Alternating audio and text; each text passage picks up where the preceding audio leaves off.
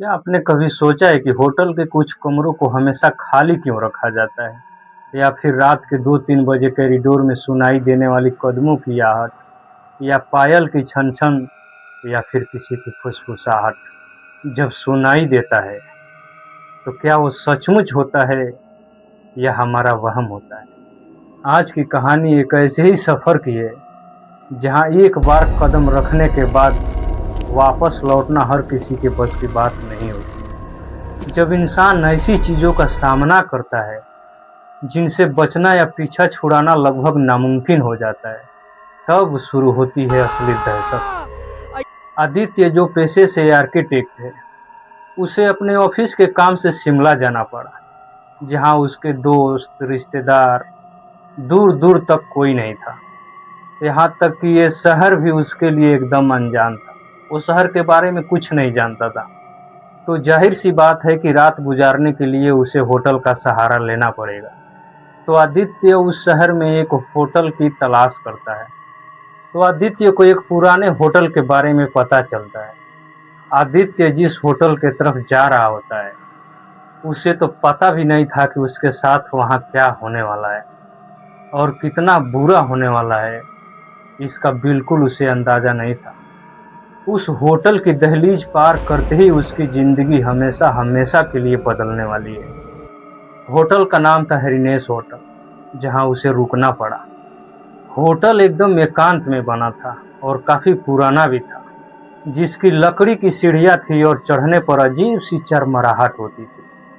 आदित्य ने सोचा, यार ये तो बहुत काफी पुराना होटल है। फिर उसने सोचा कि बस एक रात की तो बात है। रिसेप्शनिस्ट ने उसे चाबी देते हुए बस इतना कहा, सर, रात को अगर कोई कॉरिडोर में दस्तक दे तो दरवाजा मत खोलना। इतना सुनते ही आदित्य एकदम से चौंक गया। फिर सोचा, इतना पुराना होटल है, एकांत और सुनसान जगह पर है, यहाँ पर कौन आएगा? हो सकता है किसी जानवर उनवर के बारे में बोल रहा हो। रिसेप्शनिस्ट की बात पर आदित्य ने उतना गौर नहीं किया और फिर वहां से वो अपने कमरे में चला गया। फ्रेश व्रेश हुआ, थोड़ा बहुत खा पी के आराम किया। यहाँ तक सब कुछ नॉर्मल था, सब कुछ ठीक ठाक चल रहा था। लेकिन अब से जो होने वाला है ना, इतना बुरा, इतना भयानक कि सोच के ही दिल दहल जाता है। रात के 12 बज रहे थे। आदित्य अपने लैपटॉप पर कुछ काम कर रहा था। तभी उसे कहीं से फुसफुसाने की आवाज सुनाई दी। ये आवाज कोई नॉर्मल नहीं था, एकदम अजीब सा था, बहुत डरावना। उसे लगा कि उसके कमरे के बाहर खड़ा होकर कोई धीरे धीरे हंस रहा है। लेकिन फिर भी आदित्य ने उस आवाज को नजरअंदाज कर दिया और अपना काम करने लगा। फिर कुछ देर बाद वही आवाज उसे वापस सुनाई देने लगी। आदित्य ने सोचा, यार इतनी रात को और इतनी डरावनी हंसी कौन हो सकता है। उसने दरवाजा खोला तो बाहर एकदम सन्नाटा था। उसने नीचे कॉरिडोर में देखा तो दूर कोने में एक महिला खड़ी थी, जिसकी पीठ आदित्य की तरफ थी। जैसे ही आदित्य ने उसे आवाज दी, वो महिला बिना मुड़े उस दीवार के आर पार चली गई। आदित्य बुरी तरह से डर गया, वहां से भागा और जाकर बेड के नीचे छिप गया। थोड़ी देर बाद कमरे की बत्तियां अपने आप जलने लगी, बुझने लगी। उसने महसूस किया कि उसके कमरे के अंदर कोई तो घूम रहा है। उसने बेड के नीचे से देखा तो उसे सिर्फ पैरों की परछाई दिख रही थी, और वो पैर एकदम उल्टे थे, यानी उसकी एड़ियां सामने की तरफ थी। वो परछाई ठीक उसके बेड के सामने आकर रुकी और एक फुसफुसाती हुई आवाज आई, तुमने मेरा दरवाजा क्यों नहीं खोला? यह रात आदित्य के लिए बहुत कठिन रात थी। उसे लग रहा था शायद यह रात मेरी जिंदगी की आखिरी रात है।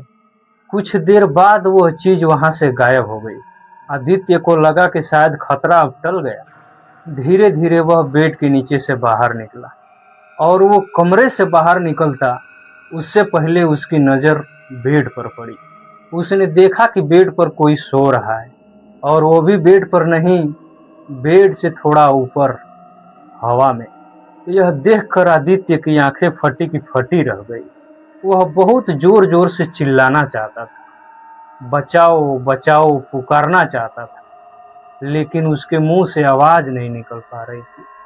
अगली सुबह जब उसकी आंखें खुली तो उसने देखा कि वो बेड पर ही है और सब कुछ नॉर्मल भी है। आदित्य को समझ में नहीं आ रहा था कि रात को जो हुआ वो उसका वहम है या फिर कोई बहुत बुरा सपना था। सुबह जब आदित्य ने होटल के स्टाफ से बताया तो वे सब हंसने लगे। रिसेप्शनिस्ट ने उसे एक पुरानी न्यूज की पेपर कटिंग दिखाई जिसमें लिखा था कि 1980 में इसी होटल के कमरा नंबर 402 में एक महिला ने आत्महत्या कर ली थी और वो आज भी नए मेहमानों का इंतजार करती है। आदित्य समझ गया कि रात को जो हुआ वो मेरा वहम नहीं है, ना ही सपना था, बल्कि वो एक हकीकत था। आदित्य ने बिना देर किए अपना सामान उठाया और बिना पीछे मुड़े होटल छोड़ दिया। रिसेप्शनिस्ट ने उसे पीछे से आवाज दिया, सर मैंने आपको आगाह किया था कि रात को कुछ आवाज सुनाई दे, कुछ अजीब लगे तो दरवाजा मत खोलना। आदित्य उसकी बातों पर ध्यान ना देते हुए चला गया वहां से।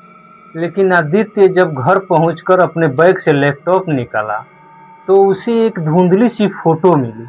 वो उसी की फोटो थी जो उसने रात को ली थी अपने कमरे में, लेकिन उस फोटो में उसके पीछे खड़ी वो महिला मुस्कुरा रही थी। कहते हैं कुछ चीजें वहीं रह जाती है जहां उनका अंत हुआ था।